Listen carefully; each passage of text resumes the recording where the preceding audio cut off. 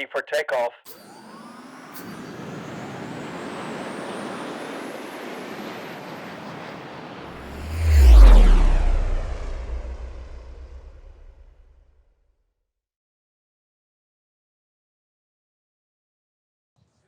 Thank you for coming.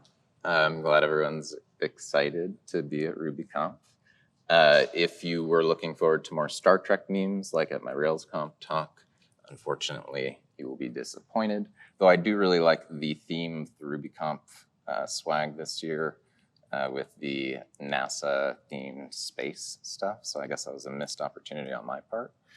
But we will be talking about discovering machine learning in Ruby. So you could say we're exploring where a few Rubyists have gone before. That'll probably be my only Star Trek reference, maybe. I'm Justin Bowen, and I am Tons of Fun. You can find me on Twitter and Instagram and some other things as Tons of Fun 111. GitHub, I'm just Tons of Fun. And I'm currently working as a CTO consultant for Silicon Valley Software Group. I'm also Director of Engineering at Ensight Surgical AI, where we're doing computer vision for surgical objects in operating rooms. So exciting stuff. I've been working with Ruby professionally since like 2008, and I've been working with Python for computer vision since about 2016. And so for me, computer vision is tons of fun. And I get a lot of joy from being able to run code with visual inputs and get visual feedback and outputs that, you can chart and you can highlight. So again, hope you have tons of fun. Just a bit of background. I've built a number of applications like drone mapping, which I did with an Irish ag tech company back in 2016, where we highlight different parts of the field using OpenCV to help farmers see problem areas or areas of their field that are ready for harvest. So I've done stuff from drones to dairy cows. Monitoring cow health is something that I did for a few years at the same company. It was quite a big pivot. But real-time computer vision with cameras is something that has actually been super engaging for me and is something that I'm working on right now, where in the operating room, we have 8 cameras monitoring at all times at 60 frames per second. Each camera has its own dedicated GPU that we're running our own. It's a really small image. Hope you can see, but it's highlighting the different hemostats, scissors, needles, sponges, and this is using a YOLO v7 model that was trained with PyTorch and is running through OpenCV, all on Python. But we're at RubyConf, and why am I talking about Python? So I did a RailsConf talk virtually about using Python computer vision with Rails applications. All of the examples I just showed you had Rails backends for the web and API, but all of the computer vision code is done with Python. And really, it's just a matter of, most machine learning libraries out there are built with C++ with Python bindings. And there are some Ruby machine learning and computer vision gems, but they're not as feature complete. So at this virtual conference during the Q&A, I got a question that asked, why not use Ruby? And, my response was because. like I said, most Ruby, like Ruby OpenCV, for example, which is what I used for this demo, I did just as a side project for highlighting leaf area and counting bud sites in cannabis plants.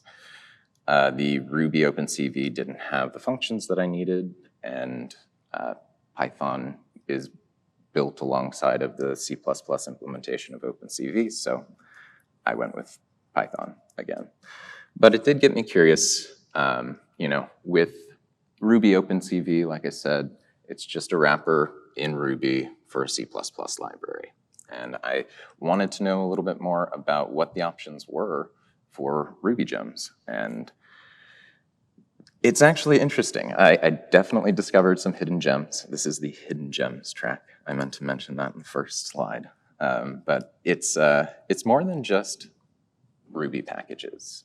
What I discovered is there's actually one person doing quite a lot of work with machine learning in Ruby.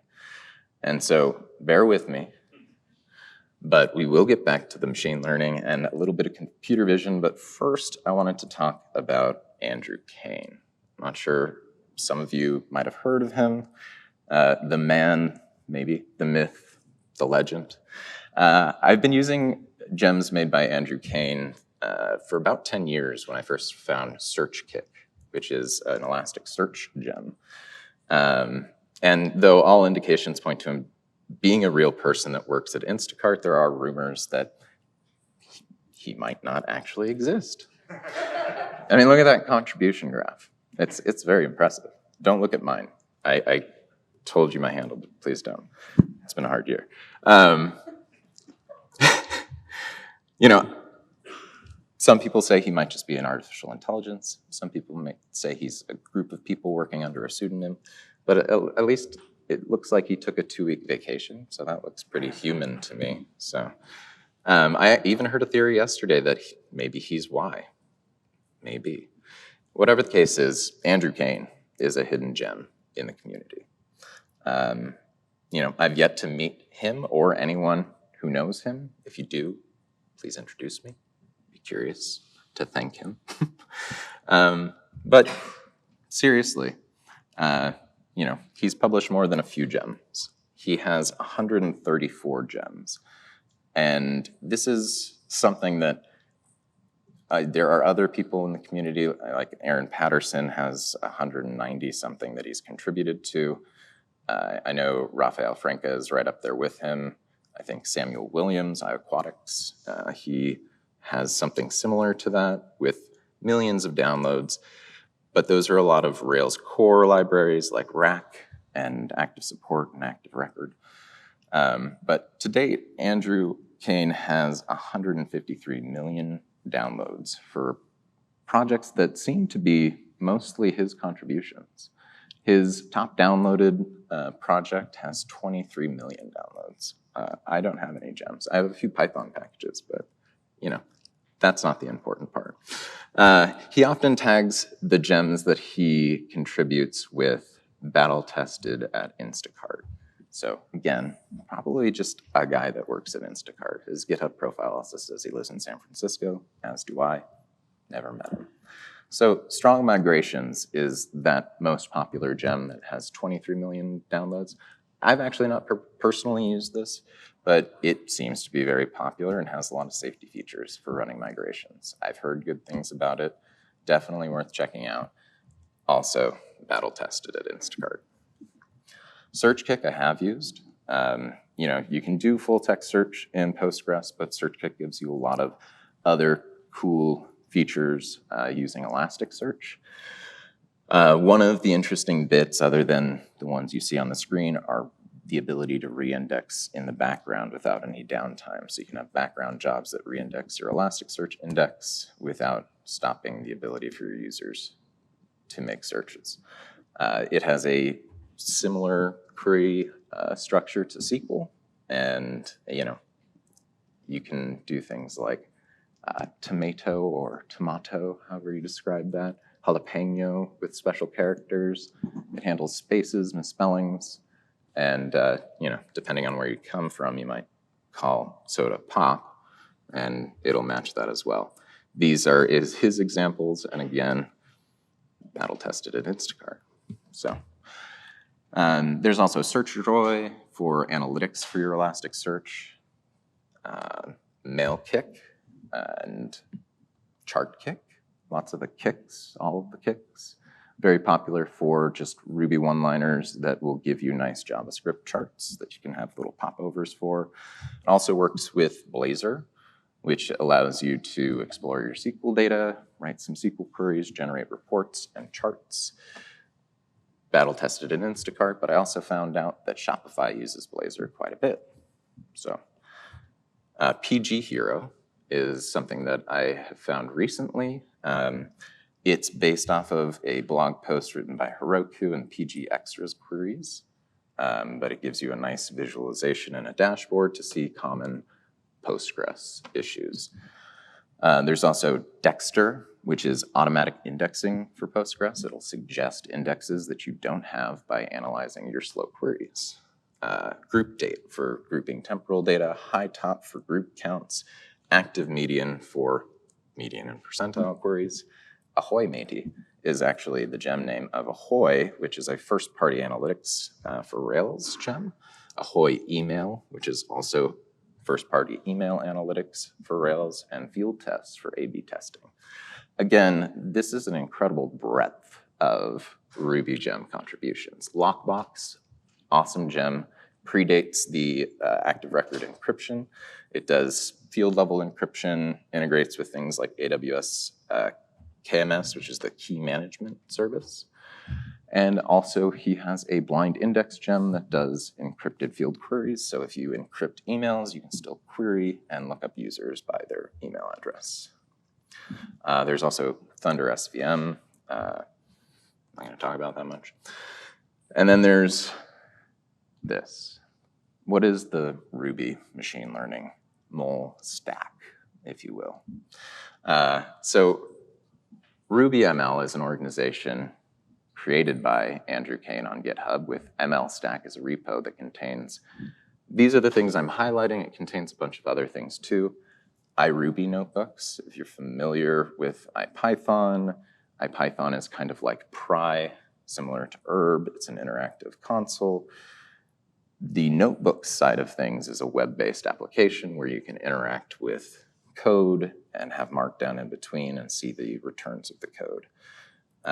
Vega is a visualization tool, similar to Chartkick, but a lot more powerful. Rover and Prophet we'll talk about a little bit. Rover is a data frames gem similar to pandas in Python. Prophet is for forecasting and prediction modeling. Numo and NArray, or NArray, if you will, is the Ruby version of NumPy. Again, NumPy is a fundamental n-dimensional array manipulation library that is crucial for a lot of matrix manipulation procedures. This is written in Ruby with C++ as its backing, and it is very performant.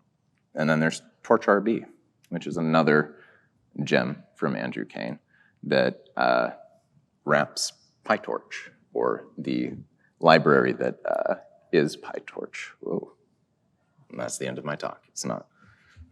I just hit a button. Thank you. No, I appreciate the claps. We got this. Oh yeah, right. I don't know, it just stopped. Still on the same slide. So SciRuby is an organization that put out iRuby. And like I was saying, IPython notebooks are really cool. I use Google Colab and have since, I think it was in beta, like 2016 or something. But it's Google Docs integrated, hosted Jupyter notebooks. Jupyter, I think, was an acronym for Julia, Python, and R.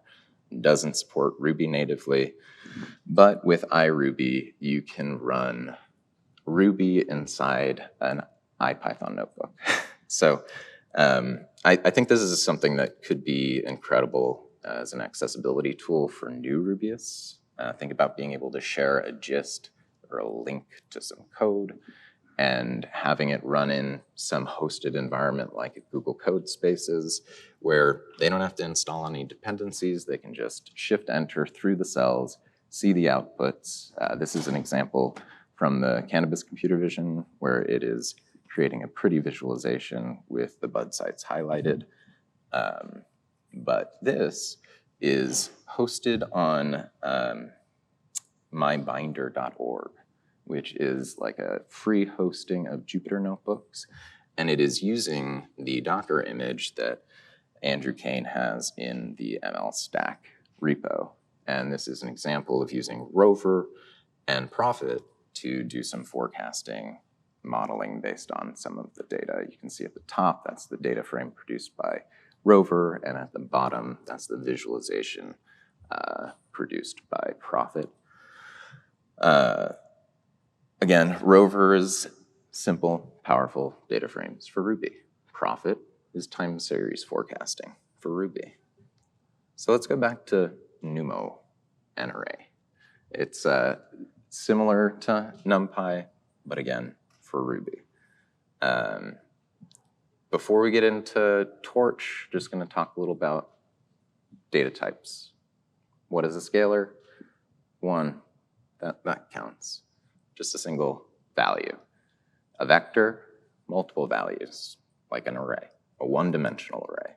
A matrix is like a table. It's a two-dimensional array. Grayscale image is another form of a matrix. There are others, can't think of right now. An image is a tensor. So it's just different arrays, or it's an array of different matrices. So you have different color channels. Each color channel represents the color values of a given pixel. These are what are used for computer vision, and there are other types of tensors. You can have a tensor for image data, text data. GeoJSON multi-polygons are an example of a high-dimensional array where you have coordinate pairs in lists that outline different polygons on a map. These are all things you might come across when you're building applications.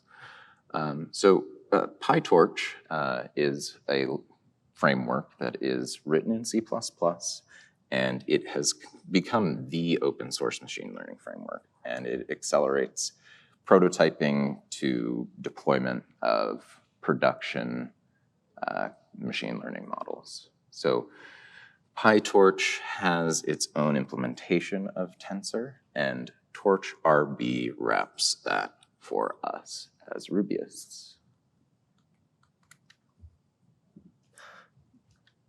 So deep learning for Ruby, powered by libtorch. Libtorch is what PyTorch is based off of. Libtorch, like OpenCV, is developed alongside of Python bindings. So we as a community don't have access to all of the latest, greatest features unless we implement them. So how can we use Torch in Ruby? One of the ways would be an IPython notebook, like we just described.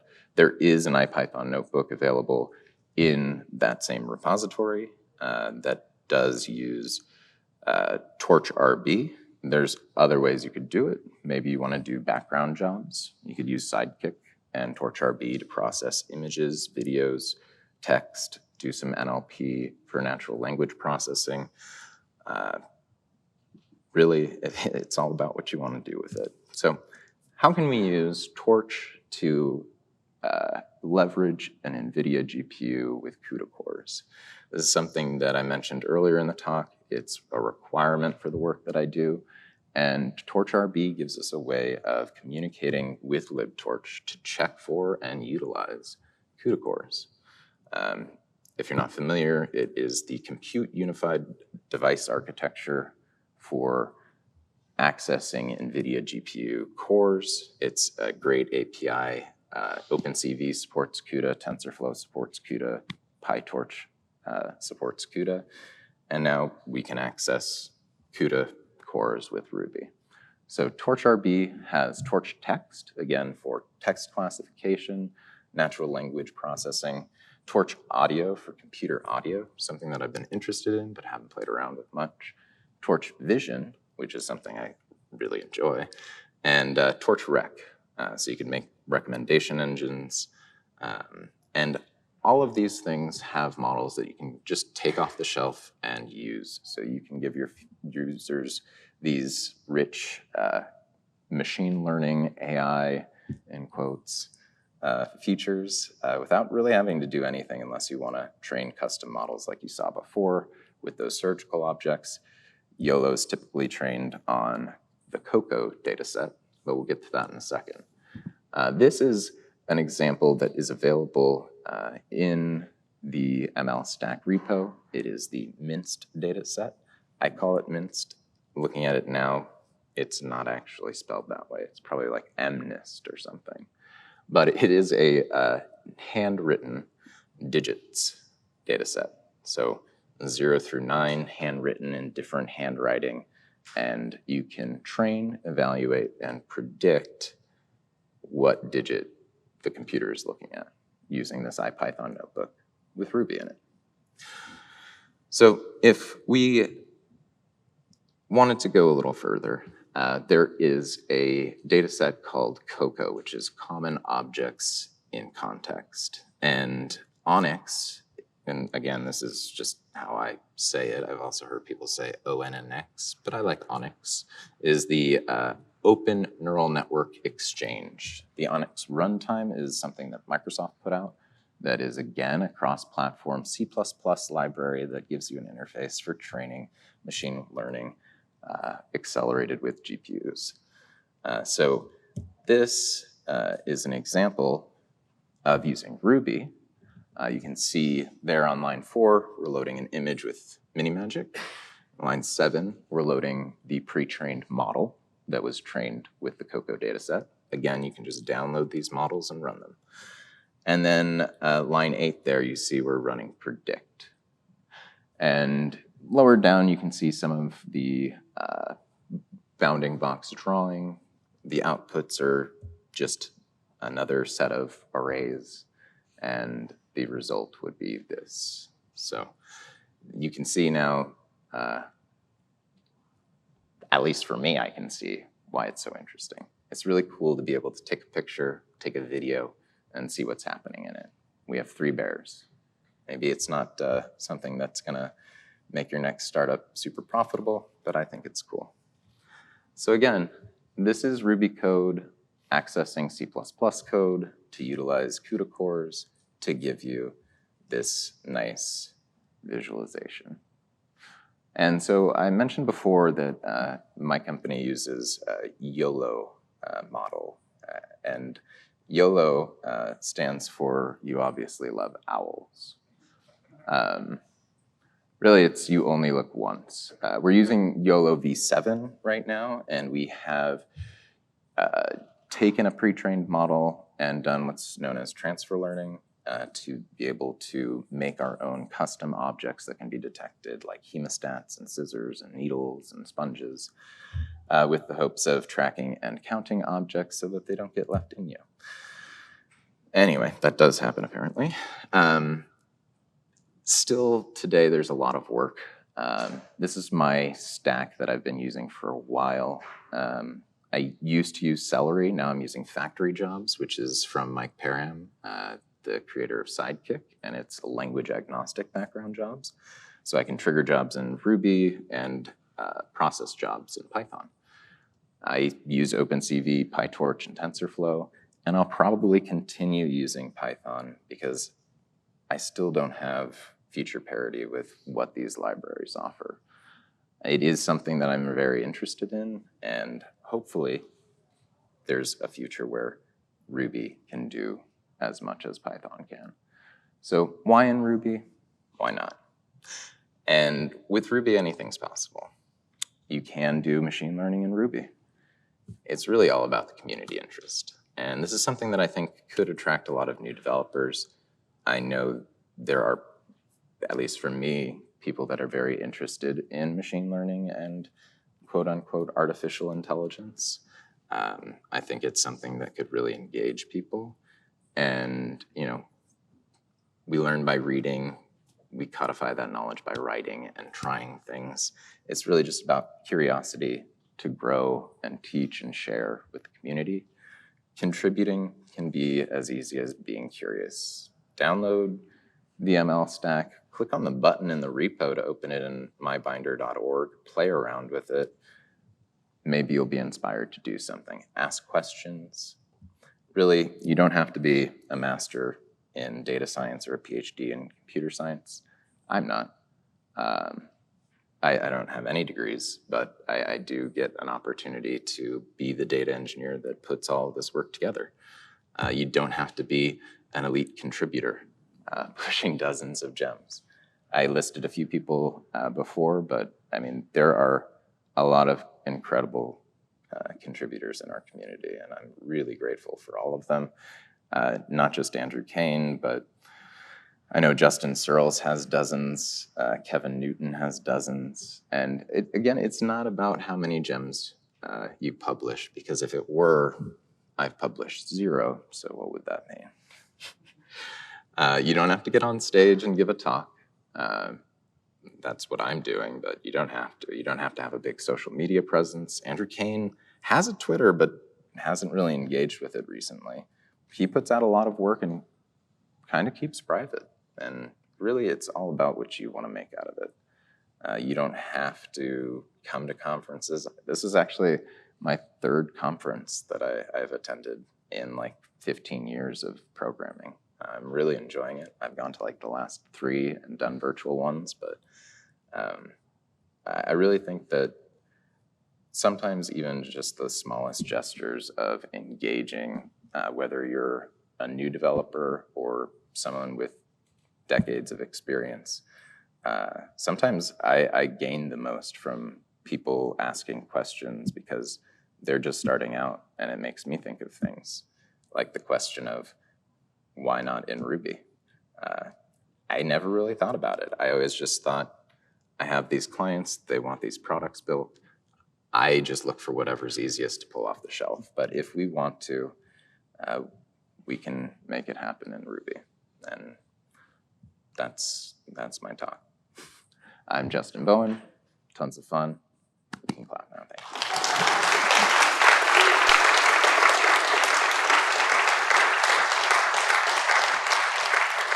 And unfortunately, we have 3 minutes for questions. So, have I played around with or looked at text-to-image with Ruby? No, I haven't, but that actually brings up an interesting point. You may see those text-to-image services on Twitter, or those services where you can upload various photos of yourself and you can get avatars generated. The cool thing about those is the people producing those, like Levels.io, the Twitter handle, he's put out a bunch of very successful products based on off-the-shelf tools. So you can make something like that, maybe not in Ruby unless you make the bindings that connect to the C++ libraries that can run those models. If there is an Onyx model that could do it, you potentially could do it with the Onyx runtime gem. But the cool thing is making a product out of something off the shelf doesn't mean you need to know how it works. Doesn't mean you read the white paper and understand the math and stuff, because I don't. I just run the models and make them go fast with factory. So yeah, I haven't done it, but definitely something that's interesting. One thing I thought about would be doing the same thing with pets. So if you do that, just remember who gave you that idea.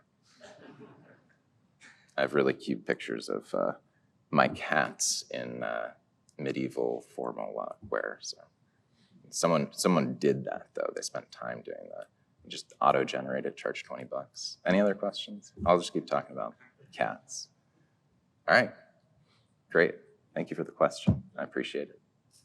And that's it. You guys can snack time.